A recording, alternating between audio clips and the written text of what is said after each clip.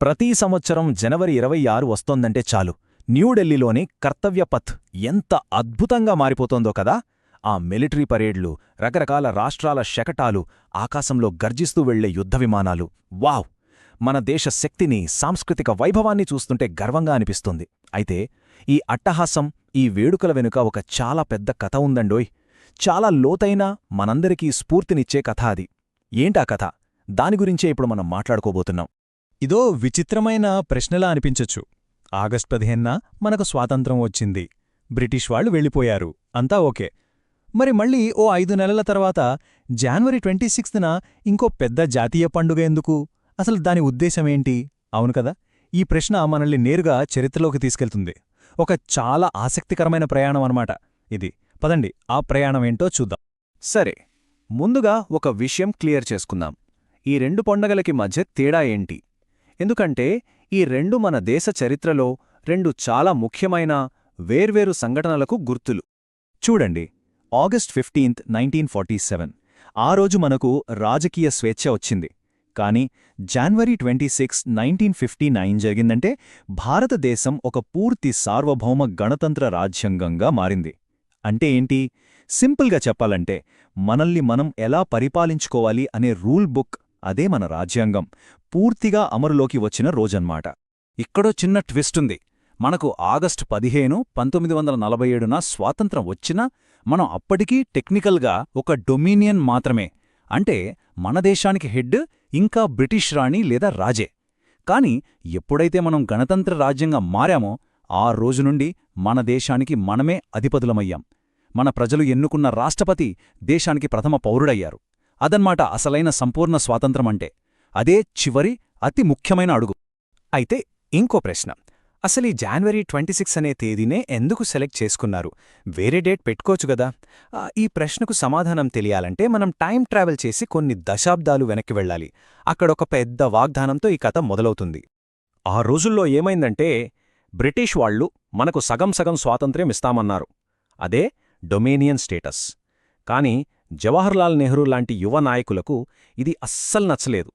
వాళ్లకి కావాల్సింది సగం కాదు, కండీషన్లు లేని పూర్తి స్వాతంత్ర్యం, పూర్ణ స్వరాజ్ కావాలి అన్నారు. ఈ లాహోర్ తీర్మానం స్వాతంత్ర్య పోరాటాన్ని ఒక్కసారిగా నెక్స్ట్ లెవెల్కి తీసుకెళ్ళింది. ఆ లాహోర్ తీర్మానం తర్వాత కాంగ్రెస్ ఒక హిస్టారిక్ కాల్ ఇచ్చింది. జనవరి 26, 1930 ఆ రోజుని దేశం మొత్తం మొదటి స్వాతంత్ర్య దినోత్సవంగా జరుపుకోవాలని పిలుపునిచ్చింది. ఇంకేముంది, ఆ రోజు లక్షల మంది భారతీయులు ఈ ప్రతిజ్ఞ చేశారు, మన జెండాలెగరేశారు, మాకు సంపూర్ణ స్వాతంత్ర్యం కావాలి అని ప్రపంచానికి గట్టిగా చెప్పారు. అదొక ఎమోషనల్ మూమెంట్. సరే, ఇప్పుడు మళ్ళీ మనం ఫాస్ట్ ఫార్వర్డ్ చేసి స్వాతంత్ర్యం వచ్చిన టైంకి వచ్చేద్దాం. 100 ఏళ్ల బానిసత్వం తర్వాత దేశం కొత్తగా పుట్టింది. మరి దేశాన్ని ఎలా నడపాలి?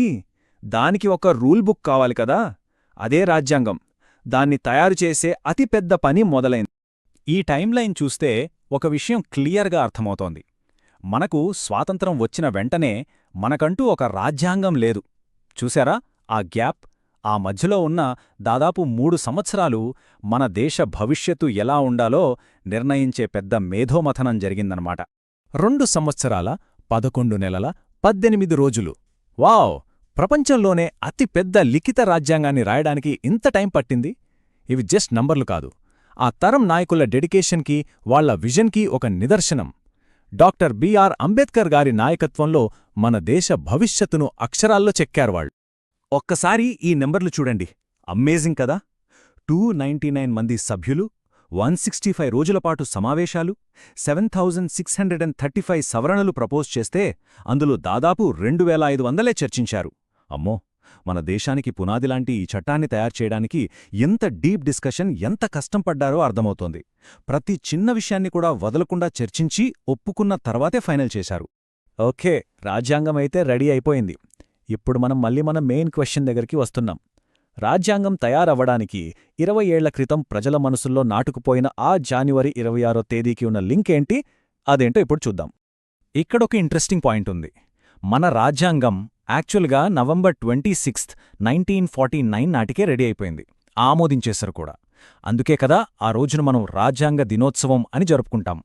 మరి అంతా అయిపోయాక దాన్ని అమలు చేయడానికి ఇంకో 2 నెలలెందుకాగాలి? ఏంటా సస్పెన్స్? ఆ సస్పెన్స్ వెనుక ఉన్న కారణం ఇదే. 20 ఏళ్ల క్రితం జాన్వరి 26న దేశం మొత్తం పూర్ణ స్వరాజ్ కావాలని ఒక వాగ్దానం చేసింది కదా. ఆ వాగ్దానాన్ని, ఆ స్ఫూర్తిని గౌరవించడం కోసం మన నాయకులు కావాలనే ఆ తేదీ వరకు వెయిట్ చేశారు. 1930లో మొదలైన ఆ కల 1950 జాన్వరి 26న ఒక సార్వభౌమ గణతంత్ర రాజ్యంగా నిజమైంది. ఒక ప్రామిస్ నెరవేరిన రోజది. ఇంకో విషయం, ఈ 2 జాతీయ పండగల మధ్య ఇంకొక చిన్న కాని చాలా పవర్ఫుల్ డిఫరెన్స్ ఉంది తెలుసా?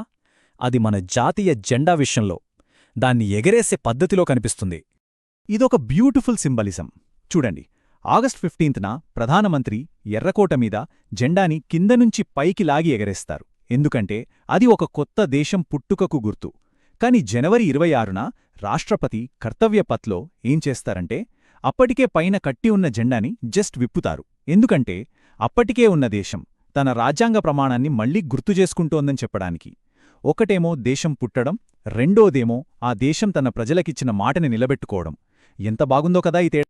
మన రాజ్యాంగం అనేది కేవలం ఒక పుస్తకం కాదు. అది మన దేశం మనందరికీ ఇచ్చిన ఒక వాగ్దానం. స్వేచ్ఛ, సమానత్వం, న్యాయం ఇలాంటి గొప్ప ఆశయాలతో దీన్ని రాశారు. మరి ఈ రోజున ఆ వాగ్దానానికి అర్థమేంటి? ఈ స్ఫూర్తిని, దీని ప్రాముఖ్యతను మనం ఎప్పుడూ గుర్తుంచుకోవాలి.